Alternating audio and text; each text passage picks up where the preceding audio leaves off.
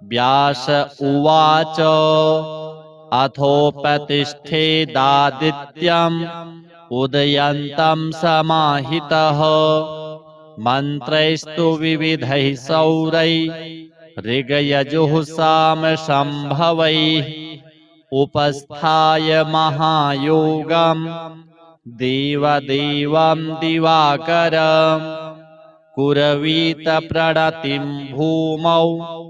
मूर्ध्ना तेनैव मन्त्रतः ओङ्खद्योताय च शान्ताय कारणत्रयहेतवे निवेदयामि चात्मानं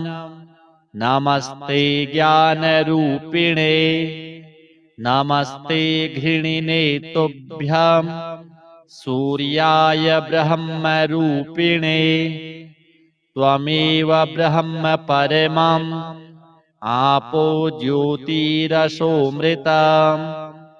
भूर्भुवः स्वस्त्वमोङ्कारः सर्वरुद्रः सनातनः पुरुषः सन्महोऽन्तस्थं प्रणमामि कपर्दिनं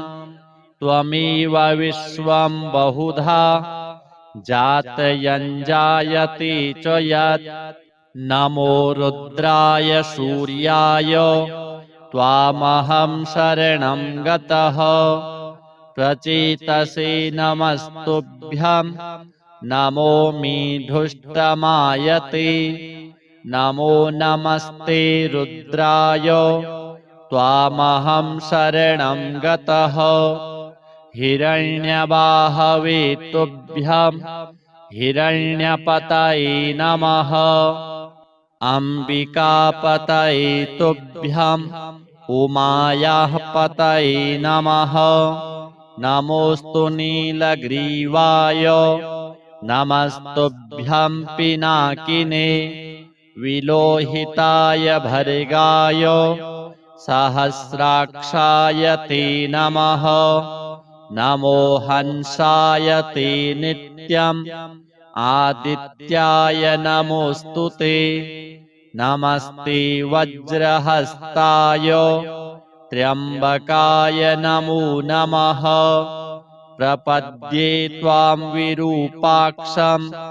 महान्तं परमेश्वरं हिरण्मये गृहे गुप्तम्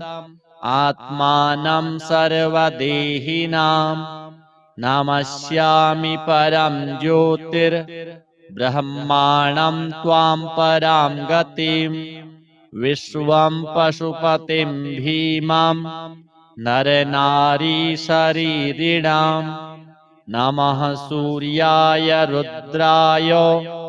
भास्वते परमेष्ठिने उग्राय सर्वभक्षाय त्वां प्रपद्ये सदैव हि एतद्वै सूर्यहृदयं जप्त्वास्तवमनुत्तमं प्रातः कालेऽथ मध्याह्ने नमस्कुर्याद्दिवाकरम् इदं पुत्राय शिष्याय धार्मिकाय द्विजातये प्रदेयं सूर्यहृदयं ब्रह्मणा तु प्रदर्शितं सर्वपापप्रशमनं वेदसारसमुद्भवं ब्राह्मणानां हितं पुण्यं ऋषिसङ्घैर्निसेवितम् अथागम्य गृहं विप्रः समाचम्य यथाविधि प्रज्वाल्य वह्निं विधिवत् जुहुयाज्जातवेदसं ऋत्विक्पुत्रोऽथ पत्नी वा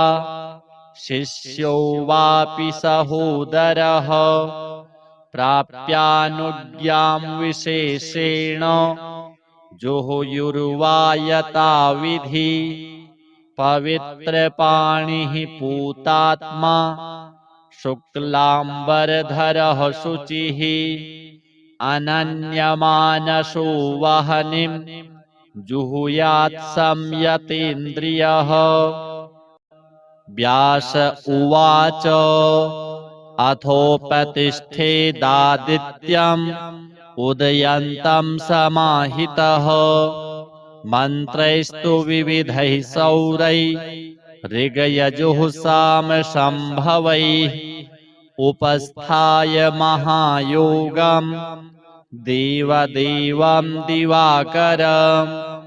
कुरवीत प्रणतिं भूमौ मूर्ध्ना तेनैव मन्त्रतः ओङ्खद्योताय च शान्ताय कारणत्रयहेतवे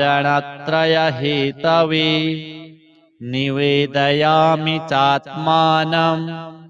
नमस्ते ज्ञानरूपिणे नमस्ते घृणिने तुभ्यं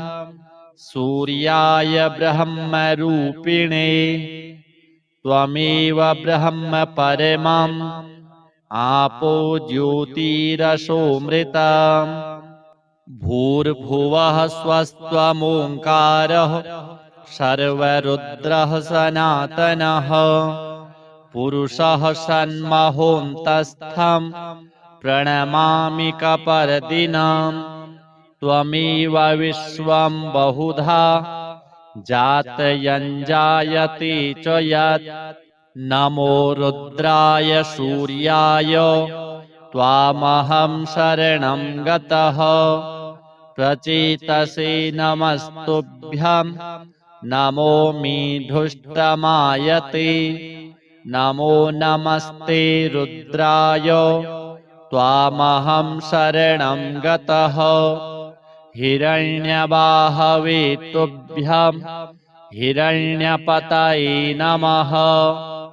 अम्बिकापतये तुभ्यम् उमायाः पतये नमः नमोऽस्तु नीलग्रीवाय नमस्तुभ्यं पिनाकिने विलोहिताय भर्गाय सहस्राक्षाय ते नमः नमो हंसाय ते नित्यम् आदित्याय नमोऽस्तु ते नमस्ते वज्रहस्ताय त्र्यम्बकाय नमो नमः प्रपद्ये त्वां विरूपाक्षं महान्तं परमेश्वरम् हिरण्मये गृहे गुप्तम् आत्मानं सर्वदेहिनां नमस्यामि परं ज्योतिर्ब्रह्माणं त्वां परां गतिं विश्वं पशुपतिं भीमं नरनारीशरीरिणां नमः सूर्याय रुद्राय भास्वते परमेष्ठिने उग्राय सर्वभक्षाय त्वां प्रपद्ये सदैव हि एतद्वै सूर्यहृदयं जप्त्वास्तवमनुत्तमम् प्रातः कालेऽथ मध्याह्ने नमस्कुर्याद्दिवाकरम् इदं पुत्राय शिष्याय धार्मिकाय द्विजातये प्रदेयं सूर्यहृदयं ब्रह्मणा तु प्रदर्शितं सर्वपापप्रशमनं वेदसारसमुद्भवं ब्राह्मणानां हितं पुण्यं ऋषिसङ्घैर्निसेवितम् अथागम्य गृहं विप्रः समाचम्य यथाविधि प्रज्वाल्यवह्निं विधिवत् जुहुयाज्जातवेदसम् ऋत्विक्पुत्रोऽथ पत्नी वा शिष्यो वापि सहोदरः प्राप्यानुज्ञां विशेषेण जुहुयुर्वा यथाविधि पवित्रपाणिः पूतात्मा शुक्लाम्बरधरः शुचिः अनन्यमानसो वह्निं जुहुयात् संयतेन्द्रियः व्यास उवाच अथोपतिष्ठेदादित्यम् उदयन्तं समाहितः मन्त्रैस्तु विविधैः सौरैः ऋगयजुः सामशम्भवैः उपस्थाय महायोगम् देवदेवं दिवाकरम् कुरवीत प्रणतिं भूमौ मूर्ध्ना तेनैव मन्त्रतः ओङ्खद्योताय च शान्ताय कारणत्रयहेतवे निवेदयामि चात्मानं नमस्ते ज्ञानरूपिणे नमस्ते घृणिने तुभ्यं सूर्याय ब्रह्मरूपिणे त्वमेव ब्रह्म परमम् आपो ज्योतिरसोऽमृतम् भूर्भुवः स्वस्त्वमोङ्कारः सर्वरुद्रः सनातनः पुरुषः सन्महोऽन्तस्थं प्रणमामि कपर्दिनम् त्वमेव विश्वं बहुधा जातयञ्जायते च यत् नमो रुद्राय सूर्याय त्वामहं शरणं गतः प्रचेतसे नमस्तुभ्यं नमो मीढुष्टमायते नमो नमस्ते रुद्राय त्वामहं शरणं गतः हिरण्यबाहवे तुभ्यं हिरण्यपतये नमः अम्बिकापतये तुभ्यं उमायाः पतये नमः नमोऽस्तु नीलग्रीवाय नमस्तुभ्यं पिनाकिने विलोहिताय भर्गाय सहस्राक्षाय ते नमः नमो हंसाय ते नित्यम् आदित्याय नमोऽस्तु ते नमस्ते वज्रहस्ताय त्र्यम्बकाय नमो नमः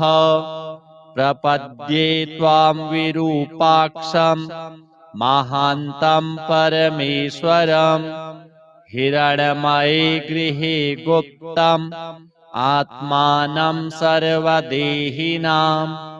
नमस्यामि परं ज्योतिर्ब्रह्माणं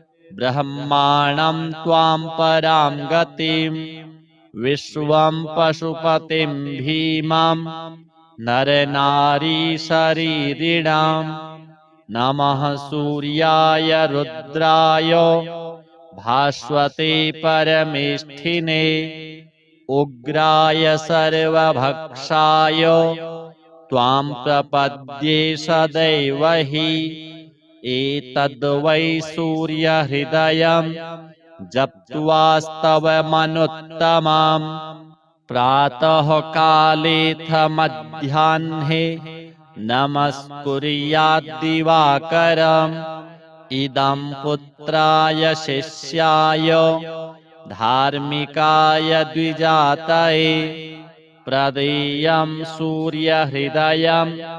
ब्रह्मणा तु प्रदर्शितं सर्वपापप्रशमनं वेदसारसमुद्भवं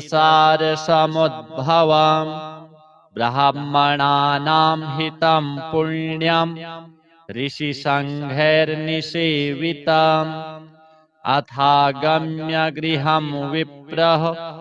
समाचम्य यथाविधि प्रज्वाल्यवह्निं विधिवत् जुहुयाज्जातवेदसम् ऋत्विक्पुत्रोऽथ पत्नी वा शिष्यो वापि सहोदरः प्राप्यानुज्ञां विशेषेण जुहुयुर्वा यथाविधि पवित्रपाणिः पूतात्मा शुक्लाम्बरधरः शुचिः अनन्यमानसो वह्निं जुहुयात् संयतेन्द्रियः व्यास उवाच अथोपतिष्ठेदादित्यम् उदयन्तं समाहितः मन्त्रैस्तु विविधैः सौरैः ऋगयजुः सामशम्भवैः उपस्थाय महायोगम् देवदेवं दिवाकरम् कुरवीत प्रणतिं भूमौ मूर्ध्ना तेनैव मन्त्रतः ओङ्खद्योताय च शान्ताय कारणत्रयहेतवे निवेदयामि चात्मानं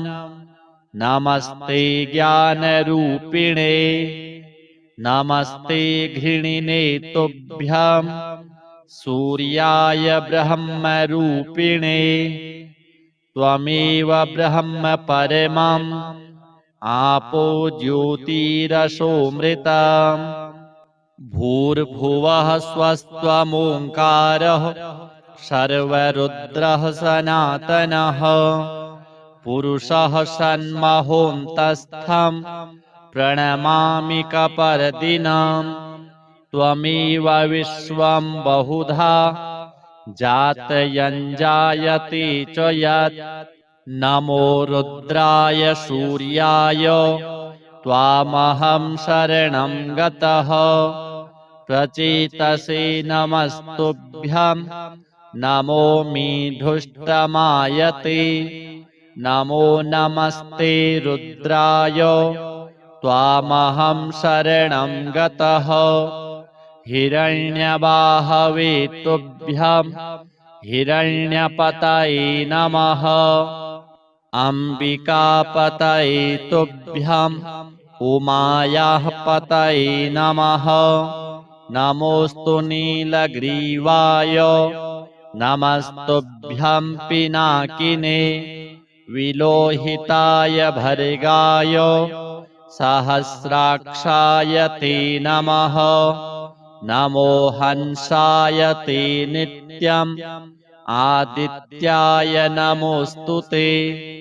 नमस्ते वज्रहस्ताय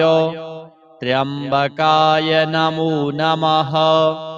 प्रपद्ये त्वां विरूपाक्षं महान्तं परमेश्वरम् हिरण्मये गृहे गुप्तम् आत्मानं सर्वदेहिनां नमस्यामि परं ज्योतिर्ब्रह्माणं त्वां परां गतिं विश्वं पशुपतिं भीमं नरनारीशरीरिणां नमः सूर्याय रुद्राय भास्वते परमेष्ठिने उग्राय सर्वभक्षाय त्वां प्रपद्ये सदैव हि एतद्वै सूर्यहृदयं जप्त्वास्तवमनुत्तमम् प्रातःकालेऽथ मध्याह्ने नमस्कुर्याद्दिवाकरम् इदं पुत्राय शिष्याय धार्मिकाय द्विजातये प्रदेयं सूर्यहृदयं ब्रह्मणा तु प्रदर्शितं सर्वपापप्रशमनं वेदसारसमुद्भवं ब्राह्मणानां हितं पुण्यं ऋषिसङ्घैर्निसेवितम् अथागम्य गृहं विप्रः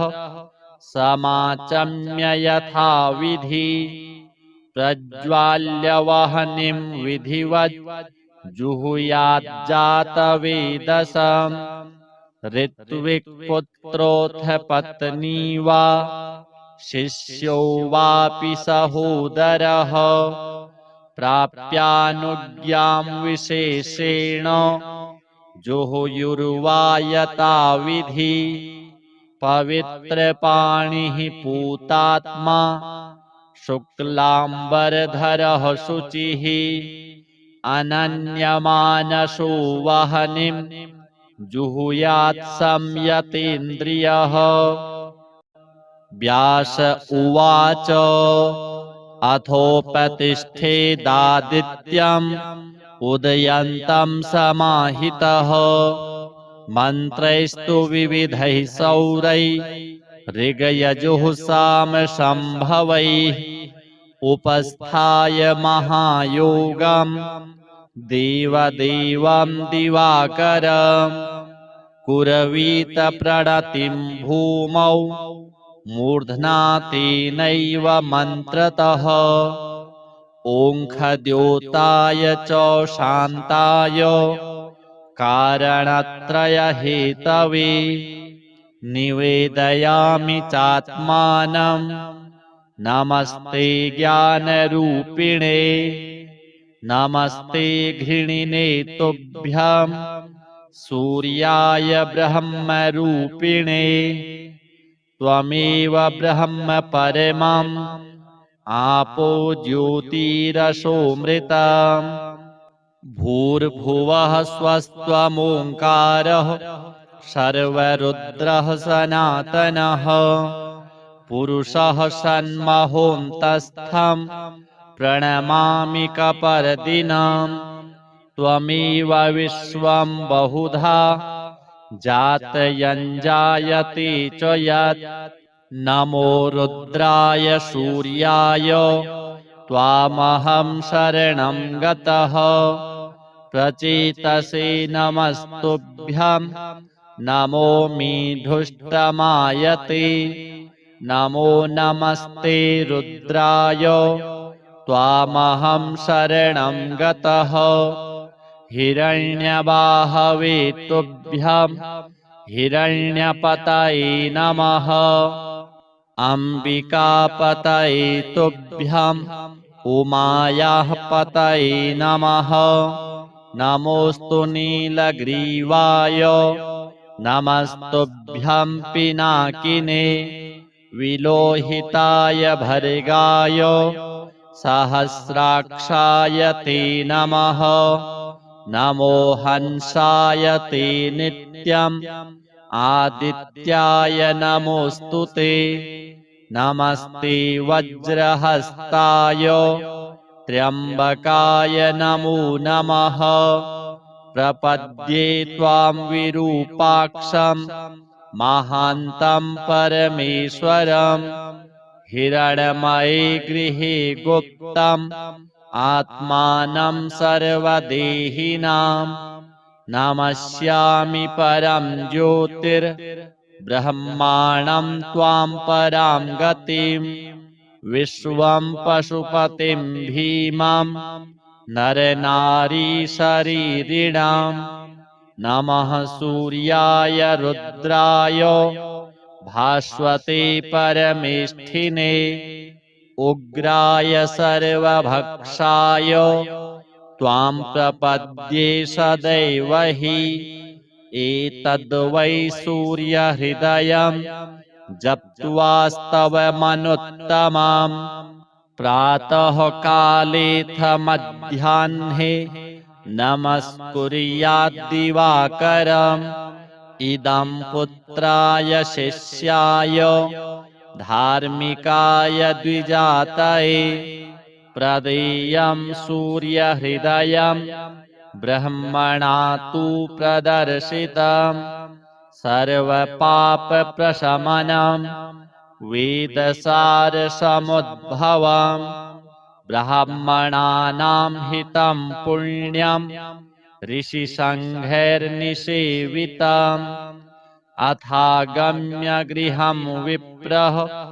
समाचम्य यथाविधि प्रज्वाल्य वह्निं विधिवत्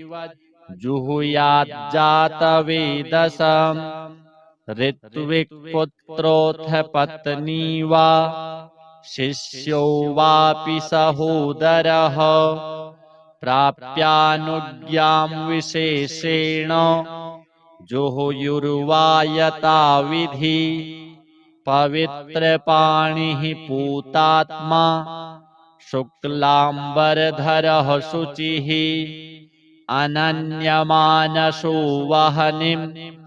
जुहुयात् संयतेन्द्रियः व्यास उवाच अथोपतिष्ठेदादित्यम् उदयन्तं समाहितः मन्त्रैस्तु विविधैः सौरैः ऋगयजुः सामशम्भवैः उपस्थाय महायोगम् देवदेवं दिवाकरम् कुरवीत प्रणतिं भूमौ मूर्ध्ना तेनैव मन्त्रतः ओङ्खद्योताय च शान्ताय कारणत्रयहेतवे निवेदयामि चात्मानं नमस्ते ज्ञानरूपिणे नमस्ते घृणिने तुभ्यं सूर्याय ब्रह्मरूपिणे त्वमेव ब्रह्म परमम् आपो ज्योतिरसोऽमृतम् भूर्भुवः स्वस्त्वमोङ्कारः सर्वरुद्रः सनातनः पुरुषः सन्महोऽन्तस्थं प्रणमामि कपर्दिनम् त्वमेव विश्वं बहुधा जातयञ्जायते च यत् नमो रुद्राय सूर्याय त्वामहं शरणं गतः प्रचेतसे नमस्तुभ्यं नमो मीढुष्टमायते नमो नमस्ते रुद्राय त्वामहं शरणं गतः हिरण्यबाहवे तुभ्यं हिरण्यपतये नमः अम्बिकापतये तुभ्यं उमायाः पतये नमः नमोऽस्तु नीलग्रीवाय नमस्तुभ्यं पिनाकिने विलोहिताय भर्गाय सहस्राक्षाय ते नमः नमो हंसाय ते नित्यम् आदित्याय नमोऽस्तु ते नमस्ते वज्रहस्ताय त्र्यम्बकाय नमो नमः प्रपद्ये त्वां विरूपाक्षं महान्तं परमेश्वरम् हिरण्मये गृहे गुप्तम् आत्मानं सर्वदेहिनां नमस्यामि परं ज्योतिर्ब्रह्माणं त्वां परां गतिं विश्वं पशुपतिं भीमं नरनारीशरीरिणां नमः सूर्याय रुद्राय भास्वते परमेष्ठिने उग्राय सर्वभक्षाय त्वां प्रपद्ये सदैव हि एतद्वै सूर्यहृदयं जप्त्वास्तवमनुत्तमम् प्रातःकालेऽथ मध्याह्ने नमस्कुर्याद्दिवाकरम् इदं पुत्राय शिष्याय धार्मिकाय द्विजातये प्रदेयं सूर्यहृदयं ब्रह्मणा तु प्रदर्शितं सर्वपापप्रशमनं वेदसारसमुद्भवं ब्राह्मणानां हितं पुण्यं ऋषिसङ्घैर्निसेवितम् अथागम्य गृहं विप्रः समाचम्य यथाविधि प्रज्वाल्यवह्निं विधिवत् जुहुयाज्जातवेदसं ऋत्विक्पुत्रोऽथ पत्नी वा शिष्यो वापि सहोदरः प्राप्यानुज्ञां विशेषेण जुहुयुर्वा यथाविधि पवित्रपाणिः पूतात्मा शुक्लाम्बरधरः शुचिः अनन्यमानसो वह्निं जुहुयात् संयतेन्द्रियः व्यास उवाच अथोपतिष्ठेदादित्यम् उदयन्तं समाहितः मन्त्रैस्तु विविधैः सौरैः ऋगयजुः सामशम्भवैः उपस्थाय महायोगम् देवदेवं दिवाकरम् कुरवीत प्रणतिं भूमौ मूर्ध्ना तेनैव मन्त्रतः ओङ्खद्योताय च शान्ताय कारणत्रयहेतवे निवेदयामि चात्मानं नमस्ते ज्ञानरूपिणे नमस्ते घृणिने तुभ्यं सूर्याय ब्रह्मरूपिणे त्वमेव ब्रह्म परमम् आपो ज्योतिरसोऽमृतम् भूर्भुवः स्वस्त्वमोङ्कारः सर्वरुद्रः सनातनः पुरुषः सन्महोऽन्तस्थं प्रणमामि कपर्दिनं त्वमेव विश्वं बहुधा जातयञ्जायते च यत् नमो रुद्राय सूर्याय त्वामहं शरणं गतः प्रचेतसे नमस्तुभ्यं नमो मीढुष्टमायते नमो नमस्ते रुद्राय त्वामहं शरणं गतः हिरण्यबाहवे तुभ्यं हिरण्यपतये नमः अम्बिकापतये तुभ्यं उमायाः पतये नमः नमोऽस्तु नीलग्रीवाय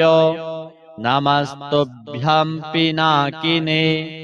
विलोहिताय भर्गाय सहस्राक्षाय ते नमः नमो हंसाय ते नित्यम् आदित्याय नमोऽस्तु ते नमस्ते वज्रहस्ताय त्र्यम्बकाय नमो नमः प्रपद्ये त्वां विरूपाक्षं महान्तं परमेश्वरं हिरण्मये गृहे गुप्तम् आत्मानं सर्वदेहिनां नमस्यामि परं ज्योतिर्ब्रह्माणं त्वां परां गतिं विश्वं पशुपतिं भीमं नरनारीशरीरिणां नमः सूर्याय रुद्राय भास्वते परमेष्ठिने उग्राय सर्वभक्षाय त्वां प्रपद्ये सदैव हि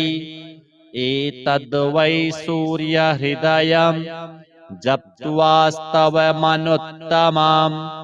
प्रातः कालेऽथ मध्याह्ने नमस्कुर्याद्दिवाकरम् इदं पुत्राय शिष्याय धार्मिकाय द्विजातये प्रदेयं सूर्यहृदयं ब्रह्मणा तु प्रदर्शितं सर्वपापप्रशमनं वेदसारसमुद्भवं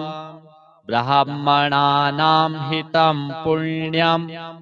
ऋषिसङ्घैर्निसेवितम् अथागम्य गृहं विप्रः समाचम्य यथाविधि प्रज्वाल्य वह्निं विधिवत् जुहुयाज्जातवेदसं ऋत्विक्पुत्रोऽथ पत्नी वा शिष्यो वापि सहोदरः प्राप्यानुज्ञां विशेषेण जुहुयुर्वा यथाविधि पवित्रपाणिः पूतात्मा शुक्लाम्बरधरः शुचिः अनन्यमानसो वह्निं जुहुयात् संयतेन्द्रियः व्यास उवाच अथोपतिष्ठेदादित्यम् उदयन्तं समाहितः मन्त्रैस्तु विविधैः सौरैः ऋगयजुः सामशम्भवैः उपस्थाय महायोगम् देवदेवं दिवाकरम्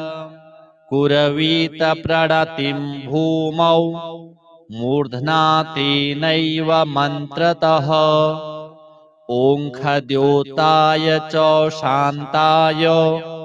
कारणत्रयहेतवे निवेदयामि चात्मानं नमस्ते ज्ञानरूपिणे नमस्ते घृणिने तुभ्यं सूर्याय ब्रह्मरूपिणे त्वमेव ब्रह्म परमम् आपो ज्योतिरसोऽमृतम् भूर्भुवः स्वस्त्वमोङ्कारः सर्वरुद्रः सनातनः पुरुषः सन्महोऽन्तस्थं प्रणमामि कपर्दिनम् त्वमेव विश्वं बहुधा जातयञ्जायते च यत् नमो रुद्राय सूर्याय त्वामहं शरणं गतः प्रचेतसे नमस्तुभ्यं नमो मीढुष्टमायते नमो नमस्ते रुद्राय त्वामहं शरणं गतः हिरण्यबाहवे तुभ्यं हिरण्यपतये नमः अम्बिकापतये तुभ्यम् उमायाः पतये नमः नमोऽस्तु नीलग्रीवाय नमस्तुभ्यं पिनाकिने विलोहिताय भर्गाय सहस्राक्षाय ते नमः नमो हंसाय ते नित्यम् आदित्याय नमोऽस्तु ते नमस्ते वज्रहस्ताय त्र्यम्बकाय नमो नमः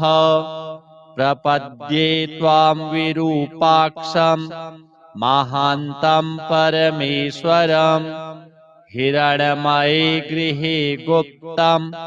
आत्मानं सर्वदेहिनां नमस्यामि परं ज्योतिर्ब्रह्माणं त्वां परां गतिं विश्वं पशुपतिं भीमं नरनारीशरीरिणां नमः सूर्याय रुद्राय भास्वते परमेष्ठिने उग्राय सर्वभक्षाय त्वां प्रपद्ये सदैव हि एतद्वै सूर्यहृदयं जप्त्वास्तवमनुत्तमम् प्रातः कालेऽथ मध्याह्ने नमस्कुर्याद्दिवाकरम् इदं पुत्राय शिष्याय धार्मिकाय द्विजातये प्रदेयं सूर्यहृदयं ब्रह्मणा तु प्रदर्शितं सर्वपापप्रशमनं वेदसारसमुद्भवं ब्राह्मणानां हितं पुण्यं ऋषिसङ्घैर्निसेवितम् अथागम्य गृहं विप्रः समाचम्य यथाविधि प्रज्वाल्य वह्निं विधिवत् जुहुयाज्जातवेदसम् ऋत्विक्पुत्रोऽथ पत्नी वा शिष्यो वापि सहोदरः प्राप्यानुज्ञां विशेषेण जुहुयुर्वा यथाविधि पवित्रपाणिः पूतात्मा शुक्लाम्बरधरः शुचिः अनन्यमानसो वह्निं जुहुयात् संयतेन्द्रियः व्यास उवाच अथोपतिष्ठेदादित्यम् उदयन्तं समाहितः मन्त्रैस्तु विविधैः सौरैः ऋगयजुः सामशम्भवैः उपस्थाय महायोगम् देवदेवं दिवाकरम् कुरवीत प्रणतिं भूमौ मूर्ध्ना तेनैव मन्त्रतः ओङ्खद्योताय च शान्ताय कारणत्रयहेतवे निवेदयामि चात्मानं नमस्ते ज्ञानरूपिणे नमस्ते घृणिने तुभ्यं सूर्याय ब्रह्मरूपिणे त्वमेव ब्रह्म परमम् आपो ज्योतिरसोऽमृतम् भूर्भुवः स्वस्त्वमोङ्कारः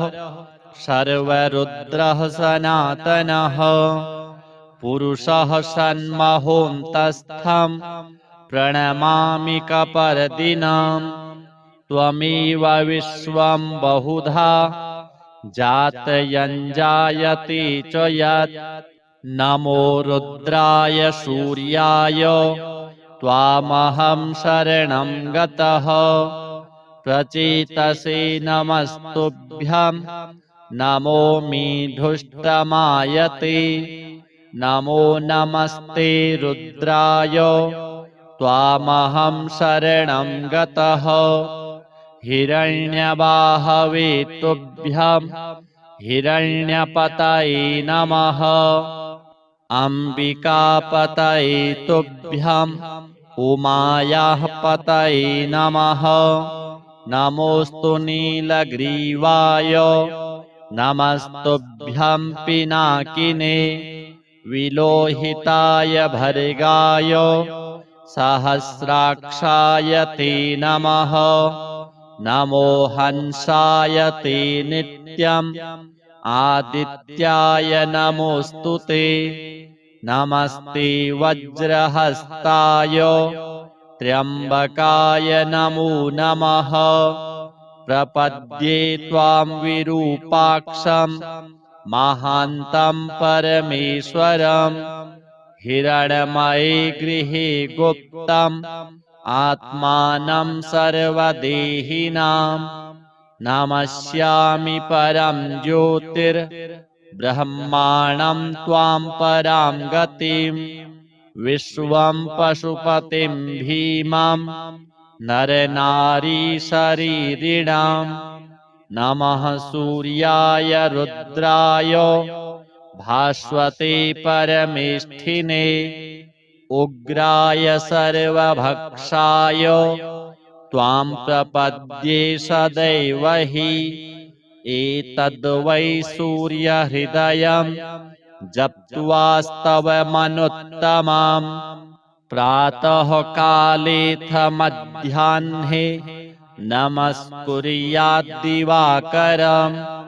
इदं पुत्राय शिष्याय धार्मिकाय द्विजातये प्रदेयं सूर्यहृदयं ब्रह्मणा तु प्रदर्शितं सर्वपापप्रशमनं वेदसारसमुद्भवं ब्राह्मणानां हितं पुण्यं ऋषिसङ्घैर्निसेवितम् अथागम्य गृहं विप्रः समाचम्य यथाविधि प्रज्वाल्यवह्निं विधिवत् जुहुयाज्जातवेदसं ऋत्विक्पुत्रोऽथ पत्नी वा शिष्यो वापि सहोदरः प्राप्यानुज्ञां विशेषेण जुहुयुर्वा यथाविधि पवित्रपाणिः पूतात्मा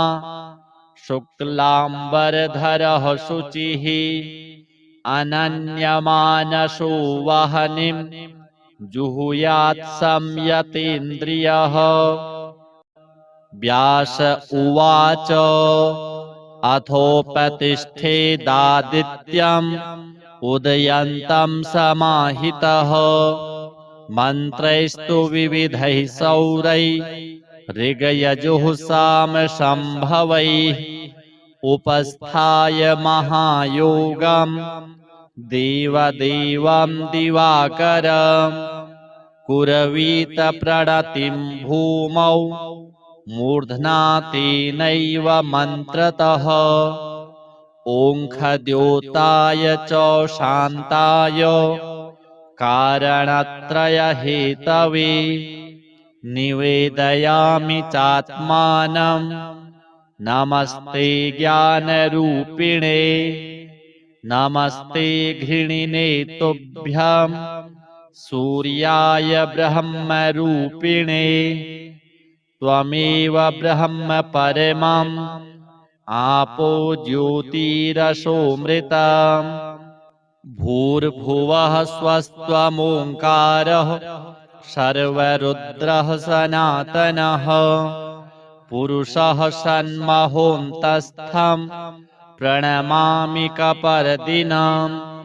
त्वमेव विश्वं बहुधा जातयञ्जायते च यत् नमो रुद्राय सूर्याय त्वामहं शरणं गतः प्रचेतसे नमस्तुभ्यं नमो मीढुष्टमायते नमो नमस्ते रुद्राय त्वामहं शरणं गतः हिरण्यबाहवे तुभ्यं हिरण्यपतये नमः अम्बिकापतये तुभ्यं उमायाः पतये नमः नमोऽस्तु नीलग्रीवाय नमस्तुभ्यं पिनाकिने विलोहिताय भर्गाय सहस्राक्षाय ते नमः नमो हंसाय ते नित्यम् आदित्याय नमोऽस्तु ते नमस्ते वज्रहस्ताय त्र्यम्बकाय नमो नमः प्रपद्ये त्वां विरूपाक्षं महान्तं परमेश्वरम् हिरण्मये गृहे गुप्तम् आत्मानं सर्वदेहिनां नमस्यामि परं ज्योतिर्ब्रह्माणं त्वां परां गतिं विश्वं पशुपतिं भीमं नरनारीशरीरिणां नमः सूर्याय रुद्राय भास्वते परमेष्ठिने उग्राय सर्वभक्षाय त्वां प्रपद्ये सदैव हि एतद्वै सूर्यहृदयं जप्त्वास्तवमनुत्तमम् प्रातः कालेऽथ मध्याह्ने नमस्कुर्याद्दिवाकरम् इदं पुत्राय शिष्याय धार्मिकाय द्विजातये प्रदेयं सूर्यहृदयं ब्रह्मणा तु प्रदर्शितं सर्वपापप्रशमनं वेदसारसमुद्भवं ब्राह्मणानां हितं पुण्यं ऋषिसङ्घैर्निसेवितम् अथागम्य गृहं विप्रः समाचम्य यथाविधि प्रज्वाल्य वह्निं विधिवत् जुहुयाज्जातवेदसम् ऋत्विक्पुत्रोऽथ पत्नी वा शिष्यो वापि सहोदरः प्राप्यानुज्ञां विशेषेण जुहुयुर्वा यथाविधि पवित्रपाणिः पूतात्मा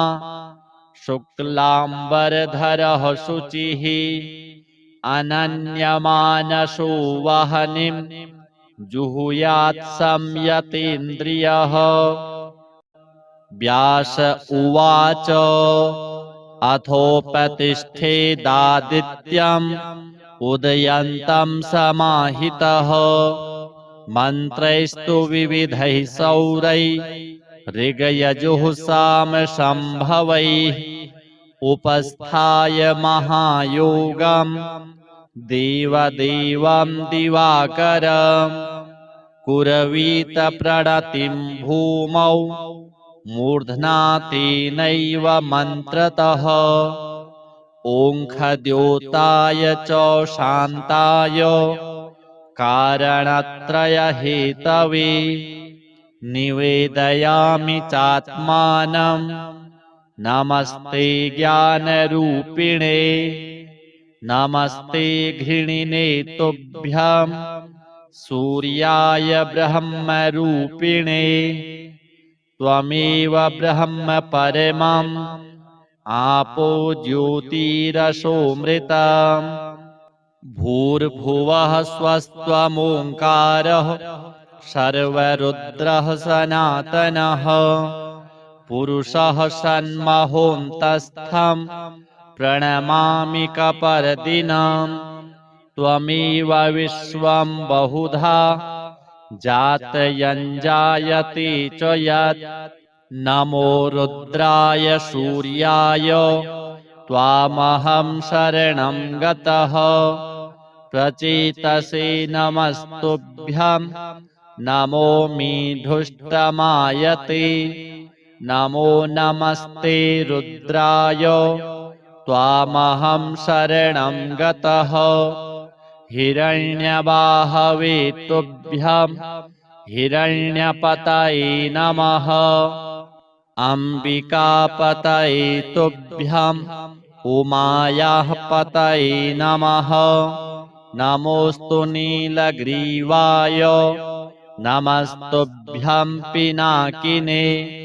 विलोहिताय भर्गाय सहस्राक्षाय ते नमः नमो हंसाय ते नित्यम् आदित्याय नमोऽस्तु ते नमस्ते वज्रहस्ताय त्र्यम्बकाय नमो नमः प्रपद्ये त्वां विरूपाक्षं महान्तं परमेश्वरम् हिरण्मये गृहे गुप्तम् आत्मानं सर्वदेहिनां नमस्यामि परं ज्योतिर्ब्रह्माणं त्वां परां गतिं विश्वं पशुपतिं भीमं नरनारीशरीरिणां नमः सूर्याय रुद्राय भास्वते परमेष्ठिने उग्राय सर्वभक्षाय त्वां प्रपद्ये सदैव हि एतद्वै सूर्यहृदयं जप्त्वास्तवमनुत्तमम् प्रातः कालेऽथ मध्याह्ने नमस्कुर्याद्दिवाकरम् इदं पुत्राय शिष्याय धार्मिकाय द्विजातये प्रदेयं सूर्यहृदयं ब्रह्मणा तु प्रदर्शितं सर्वपापप्रशमनं वेदसारसमुद्भवं ब्राह्मणानां हितं पुण्यं ऋषिसङ्घैर्निसेवितम्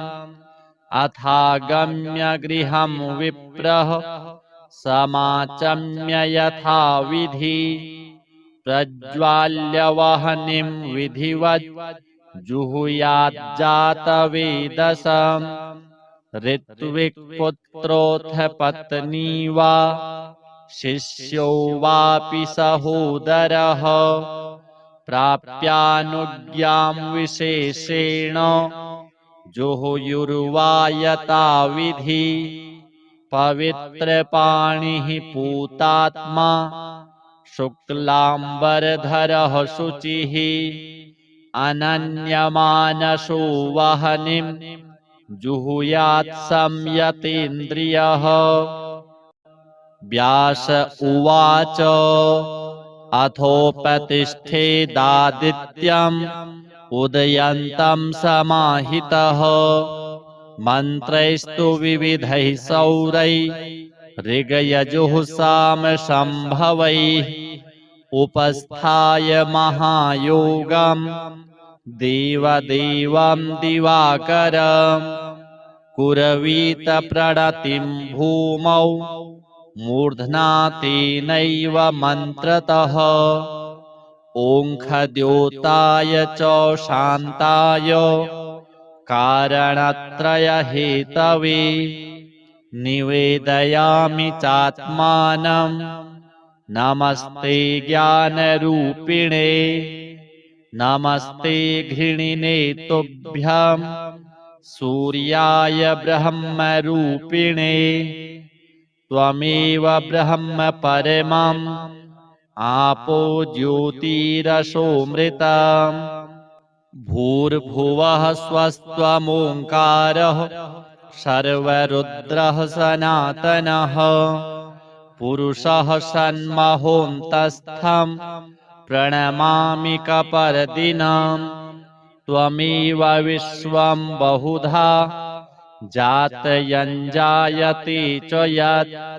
नमो रुद्राय सूर्याय त्वामहं शरणं गतः प्रचेतसे नमस्तुभ्यं नमो मीढुष्टमायते नमो नमस्ते रुद्राय त्वामहं शरणं गतः हिरण्यबाहवे तुभ्यं हिरण्यपतये नमः अम्बिकापतये तुभ्यं उमायाः पतये नमः नमोऽस्तु नीलग्रीवाय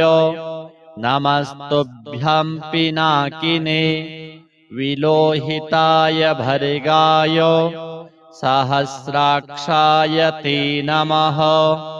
नमो हंसाय ते नित्यम् आदित्याय नमोऽस्तु ते नमस्ते वज्रहस्ताय त्र्यम्बकाय नमो नमः प्रपद्ये त्वां विरूपाक्षं महान्तं परमेश्वरम् हिरण्मये गृहे गुप्तम् आत्मानं सर्वदेहिनां नमस्यामि परं ज्योतिर्ब्रह्माणं त्वां परां गतिं विश्वं पशुपतिं भीमं नरनारीशरीरिणां नमः सूर्याय रुद्राय भास्वते परमेष्ठिने उग्राय सर्वभक्षाय त्वां प्रपद्ये सदैव हि एतद्वै सूर्यहृदयं जप्त्वास्तवमनुत्तमम् प्रातःकालेऽथ मध्याह्ने नमस्कुर्याद्दिवाकरम् इदं पुत्राय शिष्याय धार्मिकाय द्विजातये प्रदेयं सूर्यहृदयं ब्रह्मणा तु प्रदर्शितं सर्वपापप्रशमनं वेदसारसमुद्भवं ब्राह्मणानां हितं पुण्यं ऋषिसङ्घैर्निसेवितम् अथागम्य गृहं विप्रः समाचम्य यथाविधि प्रज्वाल्यवह्निं विधिवत् जुहुयाज्जातवेदसं ऋत्विक्पुत्रोऽथ पत्नी वा शिष्यो वापि सहोदरः प्राप्यानुज्ञां विशेषेण जुहुयुर्वा यथाविधि पवित्रपाणिः पूतात्मा शुक्लाम्बरधरः शुचिः अनन्यमानसो वह्निं जुहुयात् संयतेन्द्रियः